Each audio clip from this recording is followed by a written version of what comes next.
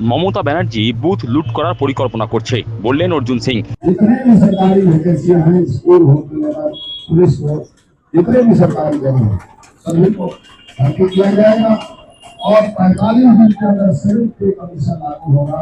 जिस राज्य में मुख्यमंत्री डीए नहीं देने के लिए करोड़ों करोड़ रुपया खर्च कर सुप्रीम कोर्ट जाती है, उस राज्य में साधारण जनता उससे क्या फायदा ले सकती है।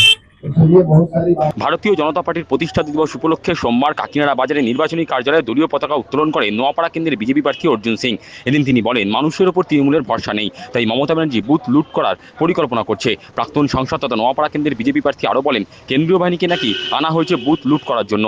আসলে মমতা ব্যানার্জি মাথা খারাপ হয়ে গেছে, তাই ওনাকে নিয়ে বেশি আলোচনা করা ঠিক নয়।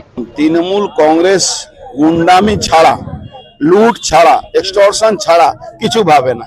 যেখানকার মানে মালিক পিসি ভাইপো তারাই শুধু লুটের কাজ জানে, লুট করে। অন্য লোকের কথা কি ভাবছে? এদের মানুষের উপরে ভরসা নেই। এরা মানুষকে কাজ করেছে এটা নিয়ে বলবে না, এরা মানুষের জন্য কিছু করে না।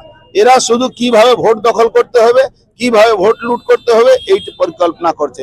প্যারামিলিটারি ফোর্স নাকি বুথ লুট করবার জন্য এনেছে। মমতা ব্যানার্জি অ্যাকচুয়ালি মাথাটা খারাপ হয়ে গেছে। ওই মাথাটা খারাপ মহিলাকে নিয়ে বেশি আলোচনা করা।